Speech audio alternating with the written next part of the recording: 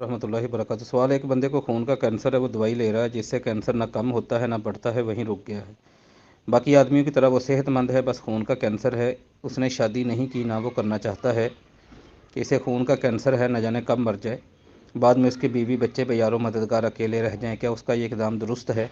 अल्हम्दुलिल्लाहि वस्सलातु वस्सलामु अला रसूलिल्लाह, अम्मा बाद। उसका ये इक़दाम दुरुस्त नहीं, उसे शादी करनी चाहिए।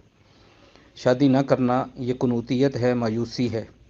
और मायूसी के बारे में अल्लाह ताला ने कुरान मजीद फुरकान हमीद में फ़रमाया कि ला तक़नतु मिन रहमतिल्लाह, कि कोई भी बंदा अल्लाह ताला की रहमत से मायूस वो नहीं होना चाहिए। इस आयत का मफ़हूम है कि मत मायूस हो जाओ मिन रहमतिल्लाह, अल्लाह ताला की रहमत से। और दूसरी जगह पे अल्लाह ताला ने फरमाया वमन यक़नतु मिन रहमति रब्बिही इल्ला ज़ालून, अल्लाह ताला की रहमत से गुमराह ही मायूस होते हैं। तो अपनी ज़िंदगी के हवाले से इस कदर मायूस होना कि अल्लाह ताला उसकी बीमारी को शिफा नहीं दे सकते, ये दुरुस्त नहीं। नंबर 2, साइंस की रिसर्च है। कई लोग जो कैंसर के मरीज़ थे, शादी के बाद उनकी हालत वो बेहतर हो गई, उनकी बीमारी में कमी वाक़ई हुई या बीमारी ख़त्म हो गई। रिसर्च नेट वगैरह पे मौजूद होगी, आप पढ़ सकते हैं कहीं से तलाश करके। नंबर 3, जामे तिरमिज़ी में हदीस है 1084 नंबर पर नबी सल्लल्लाहु अलैहि वसल्लम ने फरमाया इज़ा ख़तबा इलैकुम मन तरदौना दीनहु व खुलुक़हु फज़व्विजूहु इल्ला तफ़अलूहु तकुन फ़ितनतुन फ़िल अर्दि व फ़सादुन अरीज़।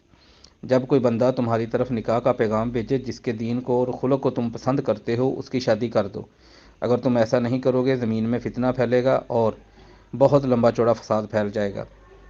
अगर इस कैंसर के मरीज़ के बाकी मामला ठीक हैं, ये किसी को निकाह का पैगाम भेजता है तो इसका शादी करना, या इसको कोई रिश्ता पेश करता है तो इसका शादी करना दुरुस्त है।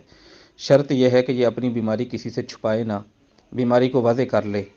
बीमारी को वाज़े करने के बाद अगर कोई इसके साथ रिश्तेदारी करने के लिए तैयार हो जाते हैं, शादी करने के लिए तैयार हो जाते हैं, तो कोई शादी करने में कोई हर्ज नहीं। ये सोचकर शादी ना करना कि मुझे कैंसर है और ये मायूसी है, और मायूसी जायज़ नहीं, दुरुस्त नहीं। वल्लाहु ताला आलम बिस्सवाब।